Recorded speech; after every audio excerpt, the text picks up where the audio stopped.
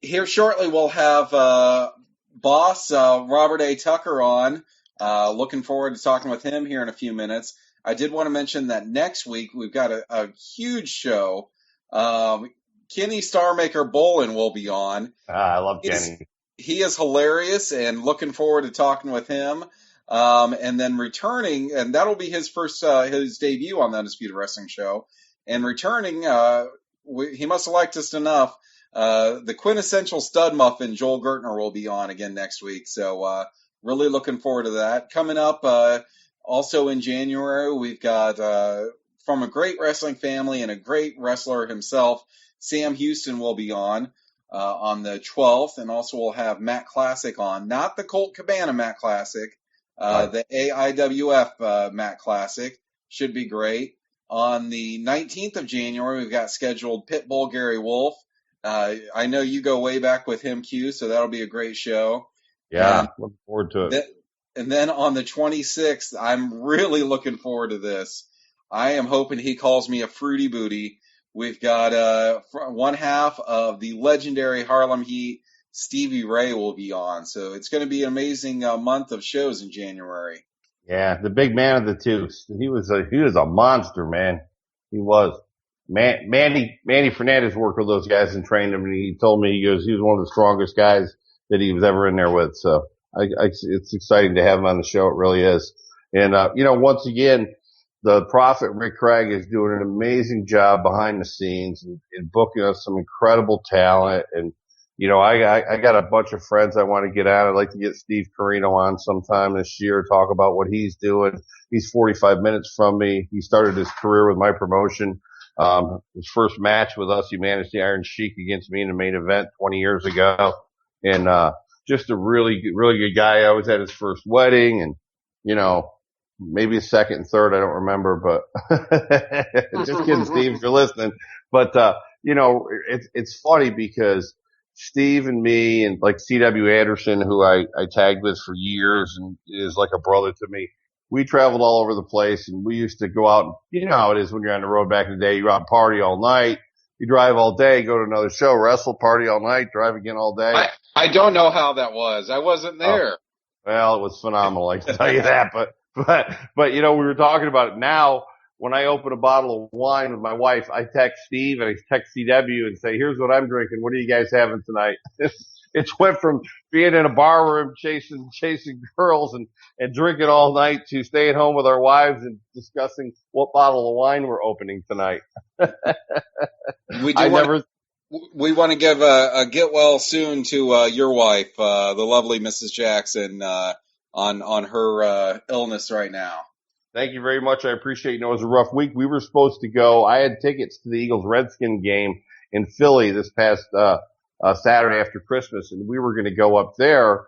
My sister lives up there, my brother-in-law, my daughter, and my son-in-law were coming up from Northern Virginia. We're all going to meet there. My nephew was in from Hawaii. He's a school teacher over there, and we were all going to have a great Christmas night and stuff together. And my daughter, my 9-year-old, was diagnosed with the flu on the 23rd at like 3:00 in the afternoon when they did the flu test, so we couldn't take her anywhere. And so Christmas Eve morning, I decided we don't have anything in the house because we're eating everything so we can leave, right? So there's no food left for 5 days. So Christmas Eve, I end up going to Walmart to shop for Christmas dinner, not realizing that every last minute shopper in the history of the world was at this one particular Walmart with carts overloaded with food and presents. And, 4 people in front of you in line took 40 minutes to get the ring out. It was like, oh, I'll never do this ever again. I'll always keep a frozen Christmas dinner in the freezer just in case. So, but I did get recognized, so it was nice. And one of the police officers who knows me from wrestling said, hey, what are you doing here? I said, I have no idea, really. Well, we are going to have on Mr. The Boss, Robert A. Tucker, here in just one moment. I think he's calling in right now. I want you guys to be prepared. Since it's the end of the year, I want to ask you a couple quick end-of-the-year questions after we get done with The Boss. Beautiful. Do we have The Boss on with us? I'm here, guys. How's it going? Well, we are doing fantastic. I'm the Bearded Wonder, Zane Paisley. We've also got Sign Guy on with us. who is licensed in Kentucky as well. And I'm going to kick it over to our host, Cue Ball Carmichael. How are you tonight, sir? Hey, I'm doing pretty good. I'm glad you guys are having me on. I've been a while since I've been on a radio show, and I'm looking forward to answering your questions. Yeah, I look forward to it. I sent you a friend request tonight. I was going to chat with you a little bit, but I ran late and I didn't do it till late, so I apologize for that. But, I was able to find your career. Obviously, it's well documented on the internet. And, I've heard guys talk about you before anyway, from down that way. So here's the question I like to ask everybody. And Rob, there's a point where, we get hooked on wrestling. And for me, I know it was when I was 9 years old, and I knew that's what I wanted to do. And then, of course, I went and got trained. And so what we kind of want to ask you is, when was the switch flipped that made you decide to do this? Where did you go? Who did you talk to? How did you get in the business? What year did you start? All that good stuff that kind of brings the people that may not know you, in a situation where they know you. Then we'll talk more about your career and what you've done after that. Sure. Well, I would say I probably first started watching wrestling. I wouldn't say necessarily 100% hooked, but it was Saturdays. It was probably during the early to, I want to say around 92 to 94. I got hooked on Saturdays and watching, WWF, and it was normally like Bret Hart, and there was some Hulk Hogan on there and stuff like that. And what I guess, I would say actually probably a little bit before then, I also watched, AWA. We got that up at my grandmother's house, probably at the late 80s. She had cable and I was able to get it up there, so we watched that a lot. And then probably around the same time, the WWF, it was USWA. So I really got hooked on those three around that time, but because it was so spread apart and, was catching pieces here and there, I didn't really get to watch it on a regular basis, but I loved it. It was just one of those things, like when wrestling was on, I was watching it. Probably when I got hooked and I started watching it on a regular basis was around 95 to 96 and more WCW than the WWF. I really was into the whole, NWO and Invasion Angle and stuff like that going on with WCW. And I guess I was a little more attracted to probably the characters in WCW than I was in the WWF at the time. So I was hooked on, I loved the cruiserweights that were there. I just loved seeing the oddball characters. I even liked the Dungeon of Doom. Oh, of course. It's just one of those things, like I got hooked on just about everything they had. Even as corny as some of them were, they were just different. They were so much different on that show than what was on, the WWF. Undertaker had been on for years, and we were finally starting to see some Stone Cold Steve Austin, but he hadn't gotten, really to his, the WWF Attitude Era when he was really popular. He had just, came over. So I would say probably around that time. And I watched WCW, and then when the WWF, started, I tell you, when I got hooked on WWF was when they did the DX, angle where they went, WCW and WWF were basically in a town across from each other, and they did the whole thing where, DX went with the Jeep and, the tank. Let me talk to my buddy, he's Hall and Nash, and release him, whatever they said. I got hooked on the WWF then because I thought that was one of the most ballsy things that, anybody had done at the time besides the NWO. But I really got hooked on the WWF at that time, and I started tuning into them more than WCW. So, I kind of switched back and forth, but as far as what really got me into wrestling, when I saw all that stuff and I saw all these different characters and stuff and I saw all the athleticism and everything like that, I decided it was probably around, I want to say 2004, 2005.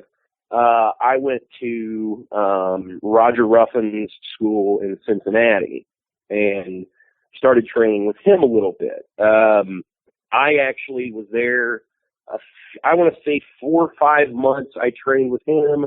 And then there was a short hiatus from wrestling, probably about a 3 to 4 year time span, actually. And then I caught on just some training and stuff here and there. I have a few friends that were in the business. A guy named Kurt Chaos that is in Michigan. I caught on training some with him, and then I went to Madison, Indiana, and I caught on some training with Vito Andretti and some with Roger Blade there as well. Both guys that were previously, in OVW, so they've got some good experience there. But in general, before I even stepped foot in the ring, before I even, my first involvement in wrestling period was I refereed a match, and I already had years training under my belt at that time, and I don't think I really decided that I wanted to be a manager until I actually started doing I became friends with Kenny Starmaker Bolin, and I'm sorry. Yeah, Kenny is he's a character. I love him. I love him. I do. Yeah, I do too. He's one of my best friends. And I always wanted to be a wrestler growing up. That's what I wanted to be. I always was told that, hey, you're 6 foot tall, you weigh 240 pounds, you've got the size, you've got the athleticism, you could definitely be a wrestler if you wanted to. You just have to put your mind to it. But really, when I watched WWF and WCW, I paid more attention to the managers than I did the wrestlers at times. So, my all-time favorite, and it's most everybody's all-time favorite, is Bobby Brain Heenan. So, I've kind of watched, I probably watched every match that he's wrestled in. I probably watched every match that I don't want to say every match that he's managed, but I've studied him so closely throughout the years that, that he's probably my biggest influence, when it comes to, studying tape and, as far as managing and stuff goes. But what really got me into managing, sorry, I got a little sidetracked, but what got me into managing was when I became friends with Kenny Starmaker Bolin, and I started doing his radio show and stuff with him, and we had, I don't know how many sit downs and dinners and stuff like that, and we talked wrestling, and he told me that the best decision in his life was managing, and he said that he experienced so much more just by doing managing than he ever would have just wrestling. Even though growing up, he also wanted to be a wrestler growing up. And, obviously his best friend is Jim Cornette and stuff like that. And, for the longest time, over a year and a half, Kenny was my roommate. We roomed together for a good period of time.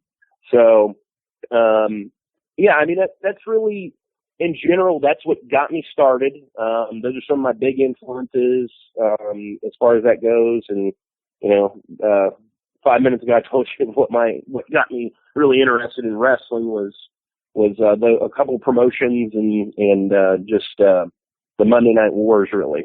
Beautiful. Did I cover everything? I hope I got everything. It was a great job. I mean, one of the most thorough ones we've had. And, I like to do that because typically we like to have people back on the show, and, fans now, when you come back on, they know your history, and we can just recap it a little bit.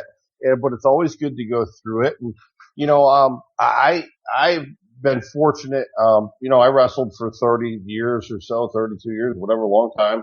And, I had the opportunity, with Omega here, which is run by Shane Helms and Mike Maverick, I wrestled on the first 3 events they had when they had the rebirth of it about 3 years ago. And then they were looking for a position with me because, I was trying to get my way out of being in front and doing something behind the scenes.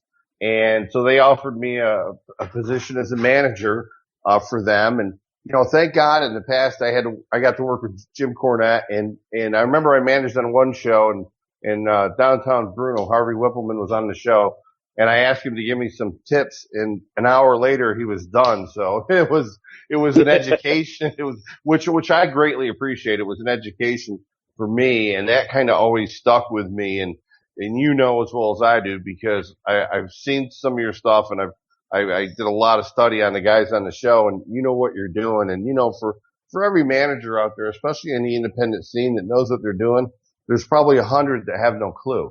Right. You know? So, right. I mean, they're just not in the right position, and they're not where they should be when they should be. And, you know, for me, it's sort of, it's kind of neat for me to be on the outside looking in, because it's such a different perspective than being the participant in the ring. You know, it's just, it's to me, it's unique. And it really, what it's done for me is it's honestly reignited my passion for wrestling, being a manager, as strange as that sounds, but it really has. And, you know, I study all the greats like Heenan and everybody, and, you know, Gary Hart and all the guys I can, and, you know, the guys that were really good. And, you know, it's really a completely different thing than being a wrestler. And it's an art form in its own. So anybody that can go out there, in my opinion, and do it successfully is, you know, equally as important. I mean, you know, when you're managing, you're a participant in the match, but the key thing is you're a participant only at the correct times. So Right. the psychology has to be just as solid, if not more solid, than being the wrestler in the ring, because, you know, it's easy. You see them, ones that aren't good, they're stealing their guys' heat. You know what I mean? They're not a cheerleader when they should be. They're all opposite, and it just takes, I've seen a manager that didn't know what they were doing, that ran around the ring all constantly, start jaw-jacking with the crowd when he's not supposed to, and it just takes everybody out of the match. So, Right.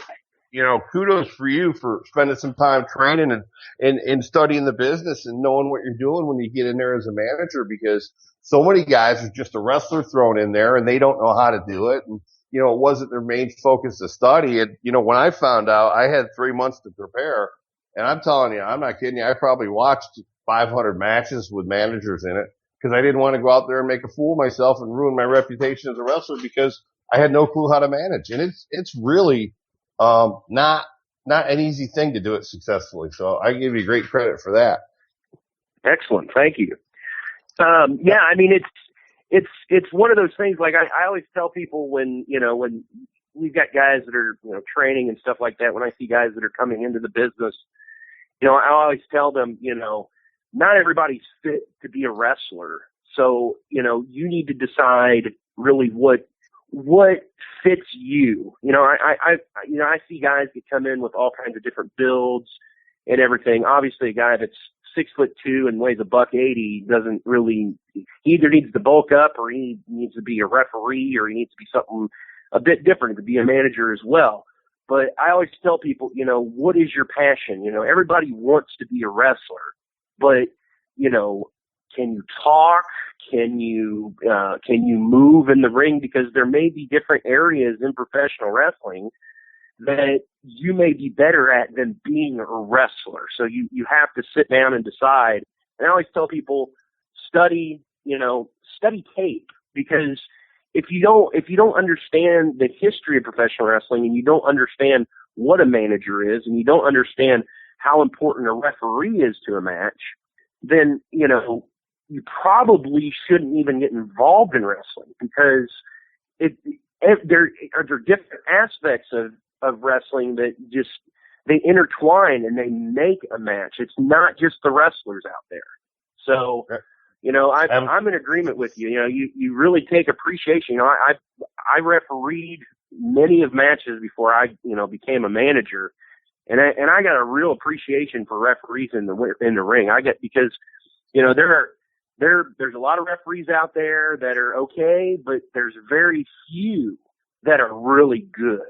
And when you see one that is really good at what they do, you really, really can appreciate what they're doing out there. Oh, I agree with you 100%. You know, if you've ever had the guy who gets introduced to you, oh, this is my brother-in-law, and he's never really wrestled, so maybe you can help him walk through it tonight. While I'm wrestling, I'm going to walk the rest through the match. I mean, that, you know, that stuff happens. And when you've had a few really, really bad ones and you get a good one, it's such a sigh of relief because, you know, you don't notice him unless he's supposed to be noticed. He's never in the way. He gets it. It just, and you know, as a heel who called 90% of my matches while I was out there, if I had a good referee, I call half the spots to the referee to call the babyface out there. You know what I mean? So, I mean, Right. it's so much easier when you can do that with somebody and they get it and they can go over and look like they're, you know, talking to the guy and they're actually telling him what the spot is coming up. I mean, gosh, oh my gosh, it's so important. And, you know, I always say it's that whole package deal, you know, Rob. I mean, we have the guys that set up the ring and if they didn't do it, we wouldn't be able to wrestle. And we have the staff that sells tickets and does things and concessions. And then we have the referees and the managers and that's all everybody, you know, I shake everybody's hand when I'm at a show from the ring guys on up because to me, everybody's a necessary piece of that big puzzle and everybody, just because you don't bump doesn't mean you don't deserve my respect, you know? Right. And so that's a big thing for me. But listen, I'm known on this show as the ball hog. I'll just talk to you all night. So I'm going to go. It's a true story. I'm going to turn it over to my partner, Cy Guy, who's with us for tonight as a guest host. And he's going to ask you some questions. And then I'm going to pass it over to Mr. Zane Paisley. And then hopefully we'll have some time to pass it back to me before you got to go. Okay. Excellent. Sounds good. Thank you, Q-Ball. Well, boss, I know you're down there in the Kentucky area, and they have what, in my opinion, is a fairly strict commission. What's your opinions on the commission and how strict they are as far as wrestling in Kentucky in this day and age, 2015? Well, I've actually, believe it or not, I'm in the process of getting my license in Kentucky.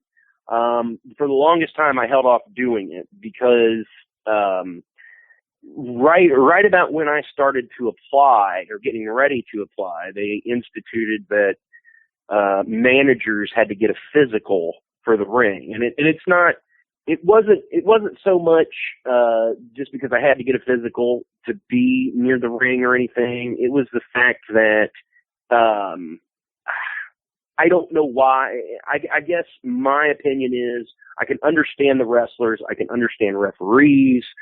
But basically they classified, I believe at the time, it was managers and I can't remember who else. Maybe it might have been like announcers or things like that. They had to get physicals. And I guess I just didn't understand why, for the most part. Because managers aren't in the ring and we're for the most part, we're not doing, we're not lifting 250 pound men above our heads. We're not, doing any sort of, calisthenics or, anything like that. It doesn't take a whole lot of physical effort to do our job. It takes a lot of mental and it takes a lot of charisma to do our job. So I didn't understand why we had that. So I kind of held off for a bit. Plus it costs money as far as that goes, as far as getting the physical, as far as the application fee and stuff like that. So I held off for a little bit. And I worked a lot of Indiana shows around here, and just right outside of Louisville.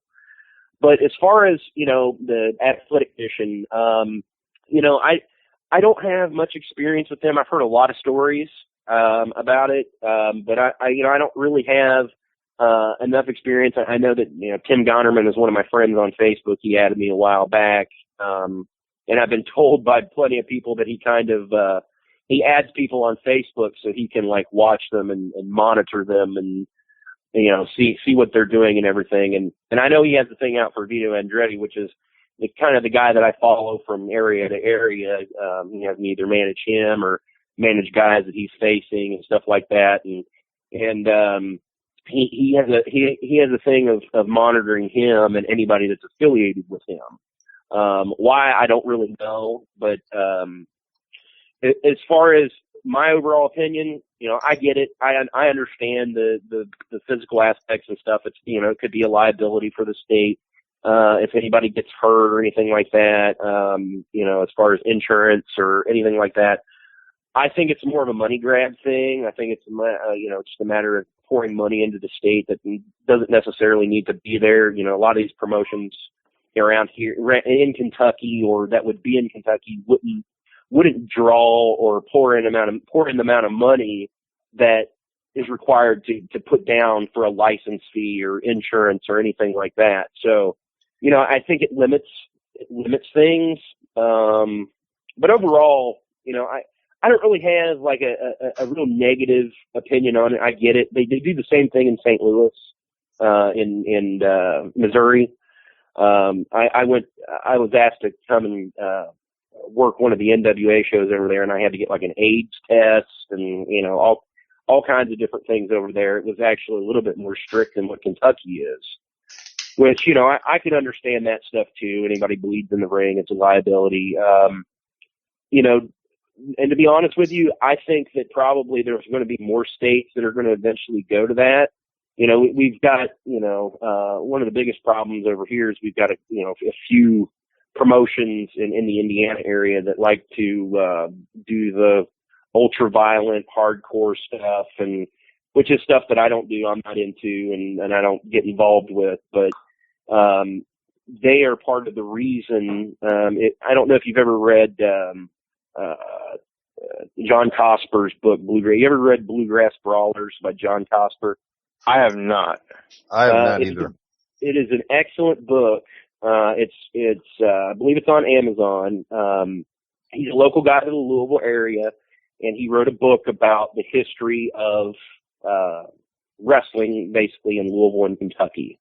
And part of the reason why Kentucky is now licensed, and I may get some heat on this, I'm not totally for sure, but I'm just being totally honest. I'm quoting from the book and quoting from some people that I've heard, is because of the ultra violent stuff that went on in Louisville back in the late 90s, maybe early 2000s, with Ian Rotten's IWA Mid-South. Right. Lots of light tubes and barbed wire and nonstop bleeding and stuff like that. So I honestly think if that didn't happen, Kentucky may not even be regulated at this point. So my opinion on it is that I understand it. I don't think it's a necessity. Hope that answers your question. It does.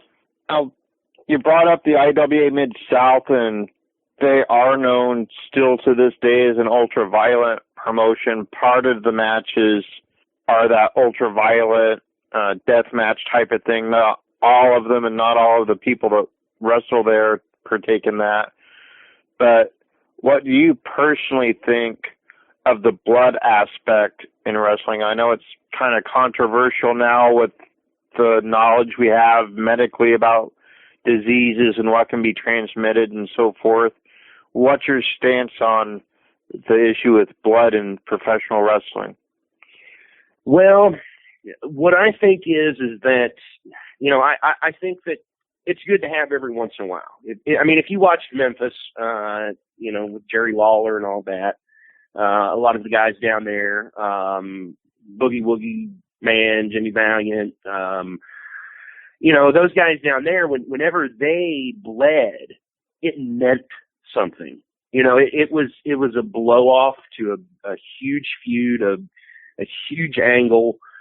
It actually meant something. And I think that's what's lacking in really in today's day and age as far as wrestling, is bleeding actually meaning something.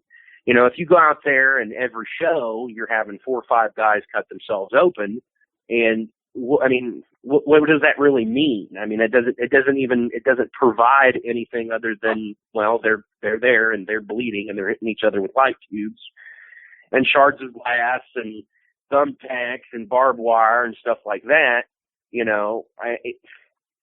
To me, it doesn't really mean anything at that point. When somebody would bring out, like Mick Foley would bring out a barbed wire bat at a WWF show, that brought something to the feud of, oh my God, this guy is going nuts. He's going to hit this guy with his barbed wire bat. This may be the end of Triple H, or this may be the end of The Rock during this match. And of course it would backfire on Mick Foley or whatever most of the time. But, But it actually meant something. I don't think what a lot of these ultra violent, companies realize is that, for it to actually mean something to a wider array of people, a bigger audience, is that you actually have to make that blood mean something. And that goes for any type of gimmick in professional wrestling. And it has to mean something to be relevant. So if you're constantly going out there and you're doing the same thing, it's no longer relevant. So, that's my personal opinion on the ultra violent stuff. As far as diseases and stuff go, I've always been an advocate of, in today's day and age especially, just because you don't know if anybody's got any type of bloodborne illness or diseases or anything like that, if you're doing a blow off, of a feud or an angle, that you should probably, those guys, if you plan on having them bleed, have them go the day before or something and get tested just to make sure, just to be safe. You can get a blood test and it doesn't cost a whole lot of money. And that's just a really easy safety precaution that you could take. Now, I'm not a promoter, but that's something that I would consider before doing that. I know that, Abdullah the Butcher got sued for giving somebody hepatitis C and, or hepatitis B or whatever, before. So, there's always there's always that scare that could happen. And I think that if you try at least to prevent it, you're setting yourself up for success. So, that's, I kind of get long-winded on these things, so I apologize, but that's kind of my thoughts on those. No, that's great. Just to throw it out there, in Oregon, the commission that we currently have only requires blood work. So that's actually really good. I think that's a good thing to do. I'm not saying that, I think was it X-Pac or something, he had like some sort of, a disease. I don't know if it's hepatitis or what it was, but, I think there was some scare with him of him getting busted open and things like that. I think that, at least if you're going to put somebody like that in the ring, you have that precaution in place, saying, hey, this guy has this. Let's be careful. Let's not bust him open. Let's take it easy. Things like that. You're taking that precaution of, preventing something bad from, happening. I agree with you too. I've always said there's, commissions Maryland is one of the most active commissions, as was New York and Washington DC. But, I would like to see a commission in every state. I think it would put the sleazy promoters out of business. I think it would put, and my idea of a commission is, there's a background check on the wrestler to make sure none of these guys have any, any type of sex offender on a show. They're around kids and there's women at shows. Make sure that nobody's got any active felony warrants out for them, require going down to the local sheriff's office, getting fingerprinted. I think it should be a thorough interactive commission that takes a genuine interest in protecting both the wrestlers and the fans. Otherwise, It's just an excuse to collect money in most states. Yeah. And I don't even know. I haven't checked with Kentucky recently, but I know there for the longest time it was just basically them collecting license fees. Right. And I'm just, it did absolutely nothing. So same thing in Virginia. So, I'm very mixed on the issue. Like, I think, like I said, I think if they're just out there collecting license fees, just don't even bother. But if you're going to actually want a commission, set up something that's going to work. I think, like I said, Missouri's very thorough on theirs too. I believe, like I said, that when I applied there, they wanted me to take like a few blood tests, like an AIDS test, and they wanted me to have a physical and stuff like that, which, I understand that. Right. So I think that if you're going to do it, you should do it right, not waste people's time with these, license fees and, having them renew every year just so they can have a license to put up on their wall or whatever. Yep. I agree with you 100%. Otherwise it's just, it's a blatant ripoff. I know in some states they collect ticket tax, they license the wrestlers, referees, managers, anybody at ringside's got to be licensed. And, all they do is show up to get a check. They do nothing positive, for the money that they're collecting, which, is bureaucracy at its finest. And I'm completely opposed to that. And you were talking about the ultraviolet matches. I was out there wrestling all through the 90s, and a lot of places were trying to copy ECW's success and wanted a guy to gig every night, and it was horrible. But most of those places that do that, it's nothing more than a demolition derby using human bodies. I mean, short careers don't last long. And the thing about ECW is, I mean, I knew every guy in that locker room. I worked with 3/4 of them at some point, and those guys could all wrestle. It just so happened that they didn't choose hardcore. It actually chose them. It was the time, it was the place, it was the different option, but all those guys could really go. And, they would have preferred to wrestle, but that's not what their niche was. And, the great thing about those guys is if you watch most of those matches, that even though they were hardcore matches, the psychology was very sound. What you see as a duplication of that on the independents is you see absolutely no psychology. It's like seeing a young kid doing spots for the sake of doing spots to get his shit in. These guys are out there just beating each other up and bleeding just to beat each other up and bleed. And it makes no sense. For years, you called it for years, blood was in a blow-off match. It was in a steel cage match. It was in, a Texas death match. It was the final time the babyface was finally going to go over after being beat by the heel for months and months and months or a year, and that was the time when the blood came out.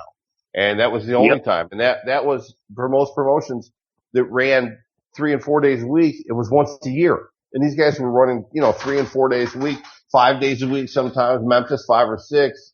And, it happened once a year. So to use it as a tool to get somebody over or to accomplish what you want to accomplish, which is fill the building and get people to go, wow, I can't believe I just saw it. I always call it the Who Shot JR moment. The end of every show has to have a Who Shot JR moment or you're not going to bring people back. Too many independent shows, they fizzle at the end. They just go, and they wonder why they draw less and less and less.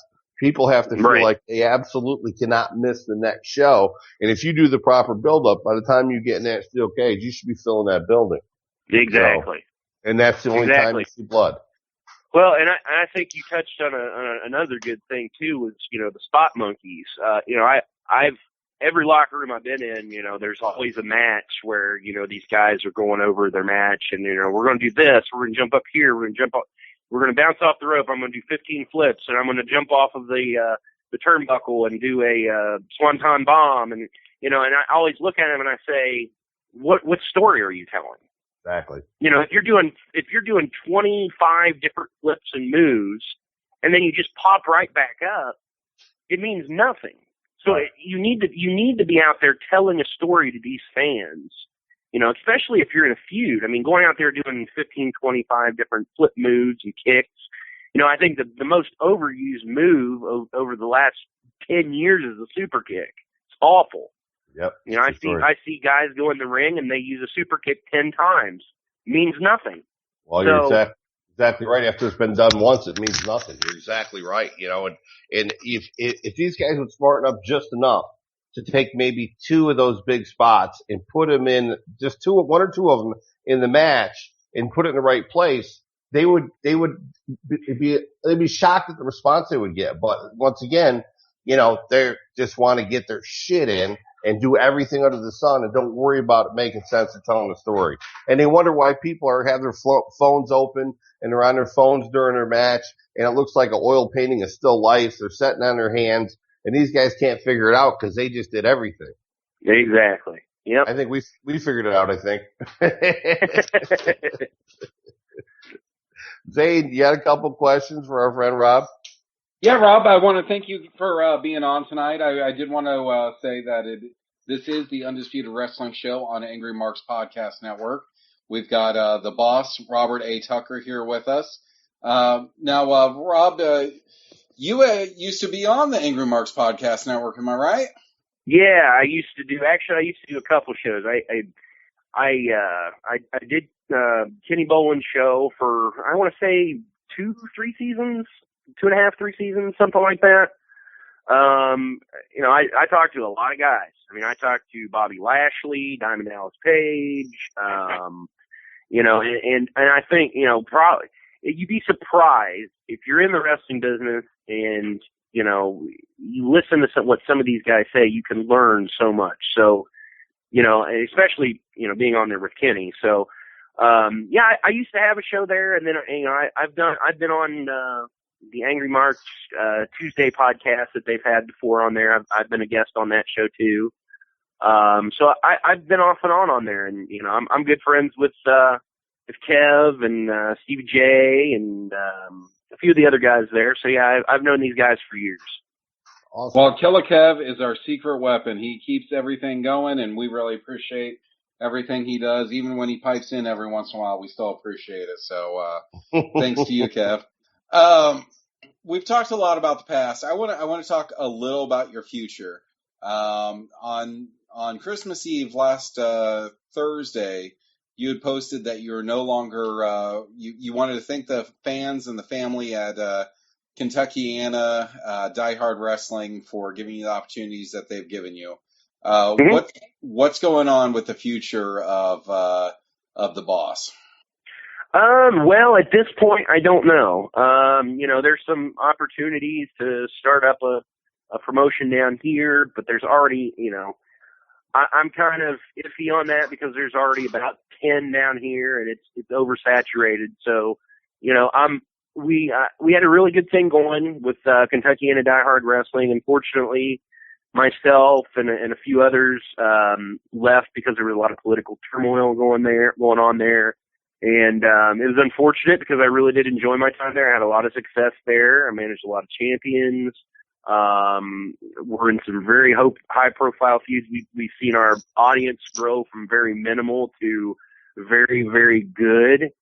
I was in charge of their video and putting together video packages, and I was in charge of also trying to get them on television here in Louisville, which I had previous discussions with a couple television stations here in Louisville, one with Wave 3 and another one out of Salem, Indiana. So, you know, we were on the cusp of getting on TV.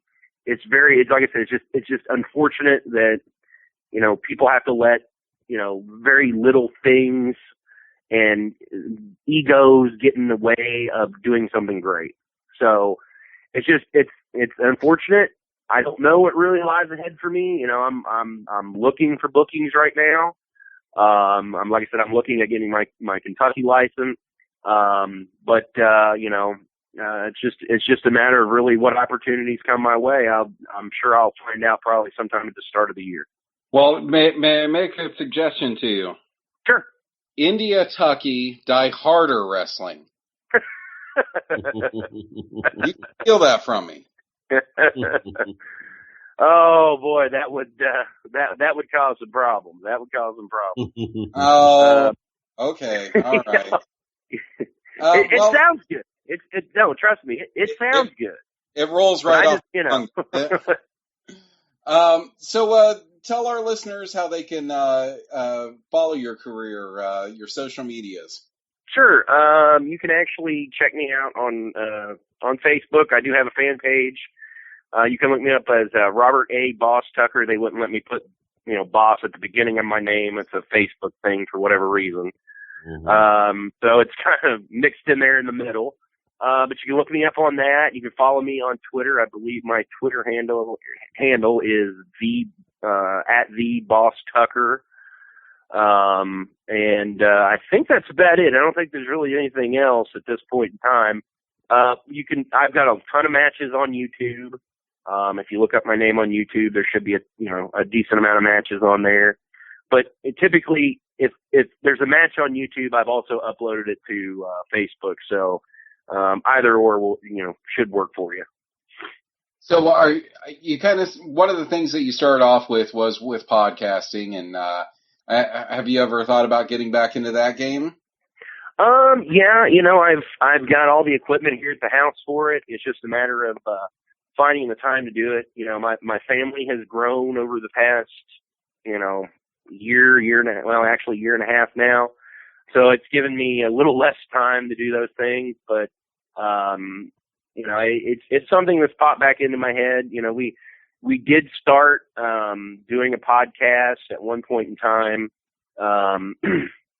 for my group that I manage, which is called The Elite. I had a couple guys that would call in, and we would do our own, work style podcast and everything, and have guests and stuff like that on there. Very, very similar to the way that, Kenny Bolin does his and Jim Cornette does his. We did that for a little bit. Schedules got to be conflicting, so we just kind of put that on hold until, schedules aren't conflicting anymore. But, it is something that I'm looking into. So, but yeah, I enjoy being, guests on radio shows for the time being. Well, you have to let Kenny Bolin know that we were extra mean to you, so he better watch out. He's actually going to be on this show next week, so we're really looking forward. It'll be his first time on our show. He's always a good guest, guys, and I'm, I'm not sure if he sent you in anything, but I'm sure that he told you to ask me hard questions and get on me a bit. Well, Killa Kev told us that too, so we're trying to be extra hard on you. What would you like to wrapping up? What would you like to say to our listeners and your fans out there tonight? Well, I want to thank everybody for listening in. I want to thank you guys for having me on the show. And hopefully you guys have me back here soon. Just be sure to check me out here in the Louisville area. You never know where I'll pop up. So can you promise us that whenever you do decide what's next in your future in pro wrestling to let us know so we can tell our listeners that? Yeah, absolutely. I'll be sure to send that info your way. So yeah, that sounds good, guys. Sounds great. All right. Thank you much. Did you have anything else, Sign Guy? Well, hey guys, did you want me to drop a liner for you guys or anything? I know a lot of places do that. Oh, that'd be excellent if you want to go ahead and do that. The Undisputed Wrestling Show on Angry Marks Podcast Network. Okay. Hold on just a second. This is the boss, Robert A. Tucker, and I want to thank you for listening to my favorite radio show, the Undisputed Wrestling Show on the Angry Marks Podcast Network. Thanks a lot, boss. You All have right. a fantastic day and Happy New Year to you. All right. Thank you, guys, and have a good night. Thanks, you. Buddy. Appreciate it. Bye-bye.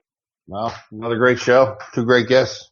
Yeah, that was awesome. He was very good. Really was. Yeah, he was really good, really good. And I can tell by talking to him as a manager, he gets it, which is the biggest compliment I can give anybody. So that's awesome. Not too many people get it in this day and age. You surely don't. Hey, let me try ask you to a question. get it. Yeah, I know you do. Let me ask you a question, Zane, and be honest with me. The picture you posted of your wife and kids on Facebook, that's the same picture that comes in all the frames. You just photoshopped your head in there, right?